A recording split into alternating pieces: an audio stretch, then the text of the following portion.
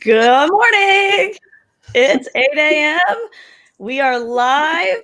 Welcome to Marketing Mix. And we have a good show today. And we want to start off by asking you. Well, let me start off by saying this. You all know you need a website, right? I mean, that's pretty obvious. Yeah. But it's more than just looking pretty. Your website needs to attract customers. And we're going to show you the 10 must-have features that you need to have on your website. Let's go.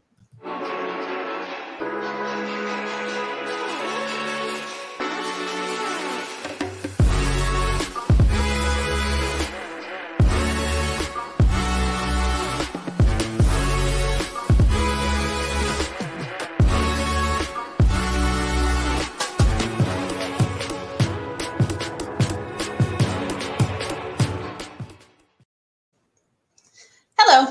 Hello. Welcome to Marketing Mix, everybody. Yeah. Every week we talk about different digital marketing topics. We like to mix it up a little bit.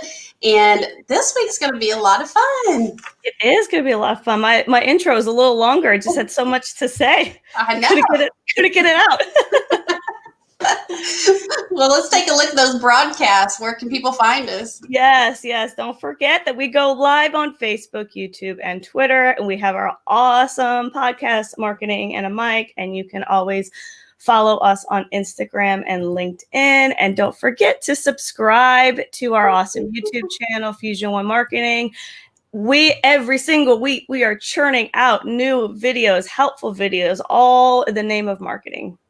I'm excited about our YouTube channel. Mm-hmm. It is very busy. It has so much information. I mean, if you need some marketing tips and marketing info, head on over there. That is true.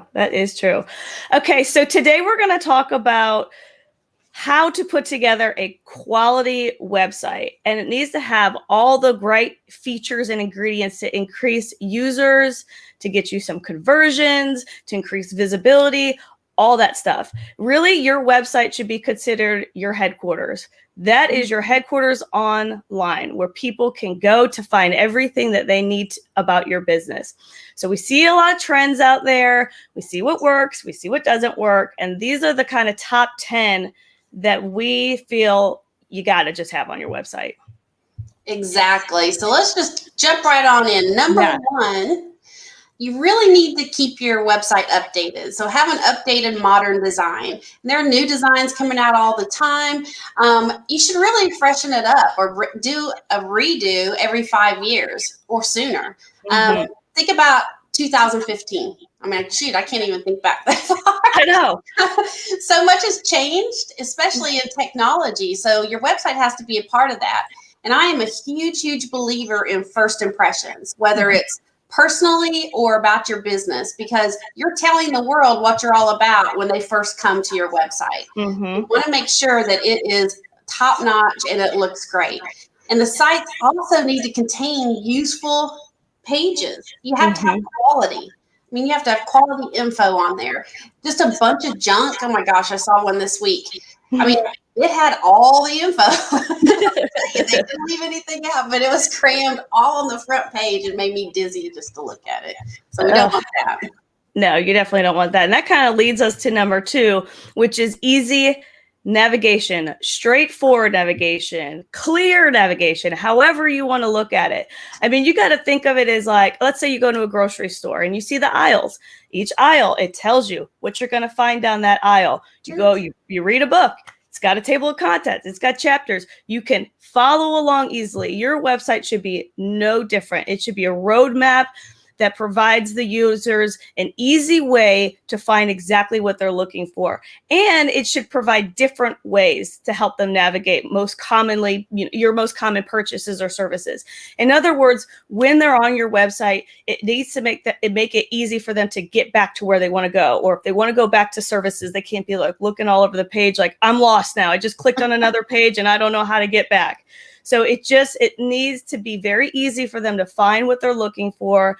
And additionally, the search engines to crawl. I mean, really, what this comes down to is your website needs to please two things: your users and the search engines. And they got to have both. It's like we said at the beginning. It's more than just looking really pretty. And, always have that navigation bar at the top, and make sure all that's good with your nice drop downs and everything is clear and easy to follow. And again, just make sure that they know exactly where to navigate once they click on other pages. So. Yeah, and it's really important. Some other things about navigating on a website. I still run across websites that when people click on another page, it takes them it takes them off that main page. It opens another window. That's definitely not what you want to do, because again, how do I get back? Where am I? Where am I? How do I get back? Yes, some people like to scroll. Some people like to find stuff right away. So you have to have that information available in different places on the website. It may look repetitive to you, but you have to meet the different criteria of the people that are looking at your website for sure. Yeah, that's true. Then, you know what everybody wants to look at these days? Reviews. I was trying to buy something, even just as easy as a coffee maker this weekend. And I was like, which one has the most reviews? Which one has the best reviews? Yeah. Another thing, I was trying to find some help for my parents who live in a whole other state. I was trying to find a handyman for them. And guess what? I don't know any of those people, but I chose the person that had the most reviews, and I read every single one of them. So testimonials and reviews, please, please, please. You should have one or both of them front and center. So have a feed that's coming on your main page, but you can also have a page where people can go and look at all of them all at once. Again, it's very, very important. Nobody buys anything anymore without checking them out. Yes. Yeah. And it's one of those things, have them displayed, like easy displayed, like a scroll at the bottom, whatever it is, but just have it so that, hey, look, check us out. Look at what we got. Look at what people have to say about us. So important. Okay. Number 4. About page. I mean, this should be pretty obvious, but it's not. It should be pretty obvious. But, this is kind of your personalization section of your website. This is where you can talk about hear your story, how your business came to be, provide a picture or a video, helps people kind of put a face to a business. And it's just really important because they want to know, what kind of company am I dealing with? Tell them your story. Tell them how long you've been in business. Tell them how it all started. All those things are so good because it kind of builds that level of trust. Okay, so these guys have really put together something really special, and I feel like I understand them a little bit more. So it's real important. Those videos are so helpful too.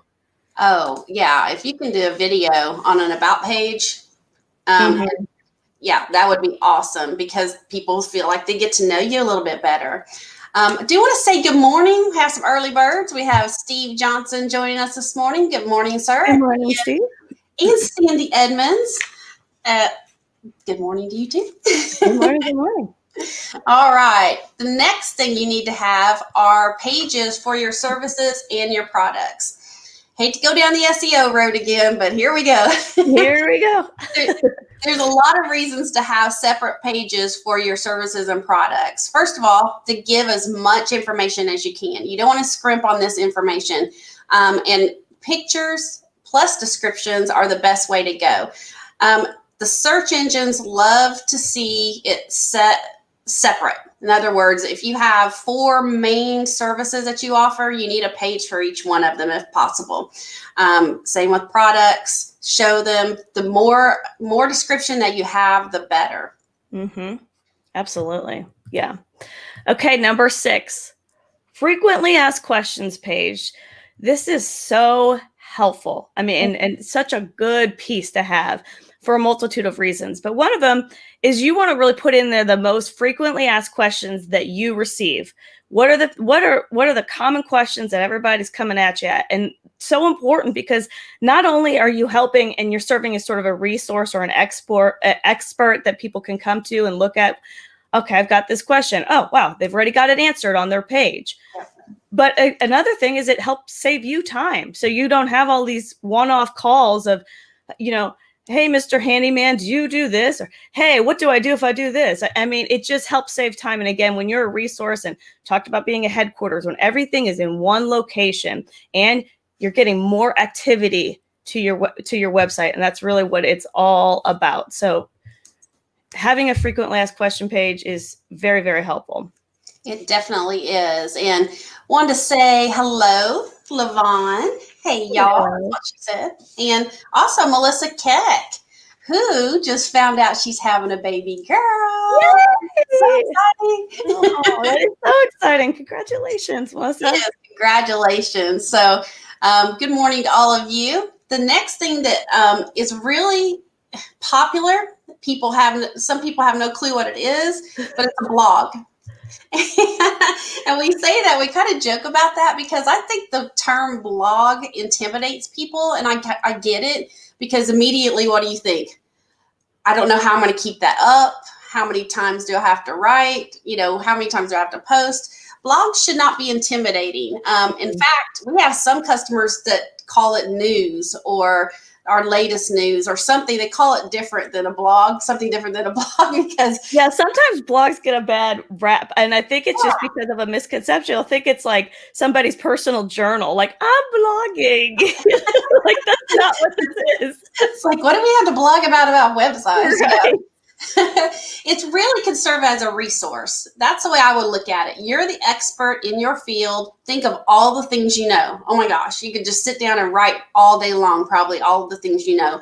So it's for you to tell the viewers or the visitors all about what you do. Mm-hmm. So give them a deep dive on your products and services, or tips, or just help people out, because again, just like the FAQs, the blog is a great place for people to find information. It's also great for SEO. Again, I have to plug SEO, because you have that churning content, just like we talked about last week.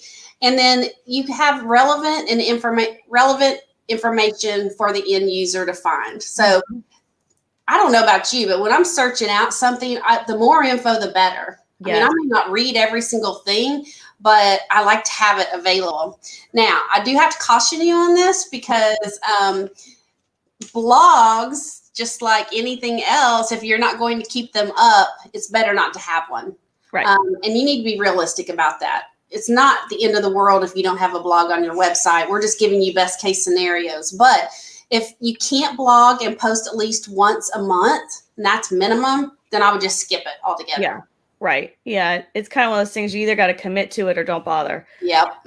For sure. So, okay, number 8, which is the contact page. Again, this should go without saying, but we come across it a lot. What your contact page should be: what's the best way to get in touch with you? What are your hours of operation? What's your address? Your location, directions. How do I get to you? Include as many forms of communication as possible. Yes, as well as a form for somebody to fill out information. Do you want more information? Click on this, contact us, give us a little bit of your info. So valuable. I mean, again, we still see this. Just this week, I went on a website and all there was an email address. When I clicked on the email address, it didn't even lead me anywhere. So I thought, make sure this is pointless. Make sure it works too. That's another great thing. Well, and an address too is another way of kind of building that credibility. If you don't know where they're located, you're like, are they even located in the United States? Like, what kind of operation are we running here? So yeah, the contact page, be as thorough as possible and make sure it all matches across the board. Even on when search engines, we talked about that on Google My Listings, make sure everything is consistent. So it's a valuable one, but one people often don't get complete. Yeah, exactly. And we should have a bell every time I say SEO. And for SEO, ding. Yeah. SEO, ding. You can put a map on that page, and it's going to help the crawlers come along and find out where you're located. So again, it helps with SEO. But yeah, come on, people. Contact page. Make sure the info works. Make sure your form works. That's another thing. Anyway, we won't preach on that anymore. All right. The call to action is always important for several different reasons. You want to offer something to people in return for their information. That way you can take their information and use it as a marketing tool in other places, like email marketing, marketing automation. So offer them something, but you know what? Make it valuable. Make it something that they can use. I don't know, whether it be tips or a guide or a free handout or whatever, but make it useful and worth their time. Also, you can use, like I said, you can use that information to come back around and market to those people again about their interests in your products and services. So if you have a call to action, you know what they're interested in, is what I'm trying to say. So you can guide your marketing towards what they like.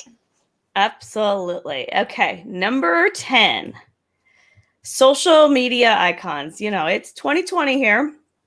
There is no reason that you should A, not have a social media presence, but B, have those icons on your website to navigate from. Make them clickable. Make sure that you put, hey, find us on Facebook, find us on Twitter, find us on Instagram. Those little social media icons, that they should be on your website, and it should make it easy so that the end user can find where you are on the social networks. It's so important. And we have another caution for this. Yep. Caution. Ding. If your social media pages are not up, skip this until you can improve that. So, or excuse me, I should say up, kept up. Yep. Kept up, not up, kept up, because it's easy to, yeah. Up, kept up. No, this is kept up. So you can have a social media page, but if you don't have it going on, if you don't have consistent activity, I would probably skip that until you can improve on that, because wherever you want to navigate them, you want to make sure you're proud of what they're going to navigate to. Mm-hmm. So if they're going to your social media page and you don't have it's crickets over there, then yeah, let's not hook it up till you can get it going on. So yeah. The top two things people do when they're searching, or when they go to a search, is they go to the website and they go to social media, and that may be interchanged. They may go to social media first, but they always go to both places if they are looking for information. So we had 10 things, the top 10 things, but we have a bonus. But wait, there's more. A chat feature. Again, we're in 2020 and people are used to that instant gratification, and that's what chat can give you. And again, it can ask all the FAQs, the things that people want to know the most, but it's really great to have that feature. It doesn't cost much, and it really, for the value it gives you, is worth it, well worth it. And it's not that difficult to set up, and that's something that we could help you with as well. Right. And that's that little box that kind of comes up that says, how can I help you? Or do you have a question? Yep. Yeah, exactly. Because especially if it's after hours or something, you want to still be able to give people information as much as you can. And that's a great way to do it, so people get that instant gratification. Yes, very much so. Wow, it just flew by. All this great information. Yeah. So those are, you want to just recap real quick? Yes, I think that's great. I'm so glad that you said that. So let's start off real quick. We're going to go all through it real quick. Okay, number 1, updated modern design. Okay, if it's been more than 5 years since 2015, if it's been longer than that since you've updated your site, get on that. Easy navigation, so important. Make sure it's real easy and user friendly for your consumer to get through it. Number 3, testimonials and reviews. This is very important. Should be on there. Number 4, about page. Number 5, services and products pages. Number 6, frequently asked questions page. Number 7, blogs. Number 8, contact page. Number 9, call to action. And number 10, your social media icons. Yay! So that's it. That's a great start. If you have all of those things, that's a great start to your website. So as always, if you have any questions about website design, what you should have on your website, creating a brand new website, we would love to help you and have that conversation with you. As always, we offer free consultations, and you can find us at fusiononemarketing.com/contact us, or if you go to our website, it's really easy to find our contact page. So you can use that and just give us a shout, and we would love to help you. Yes. Well, thanks, guys. That's it. Don't forget to tune into Biz Talk. We have a really good Biz Talk on Friday. We've got Mary Beasley with Let's Be Frank Designs. Oh my gosh, this is one talented woman. We are so excited. So tune in Friday, 8 a.m. for Biz Talk, and we will see you next week. Bye, guys. Bye.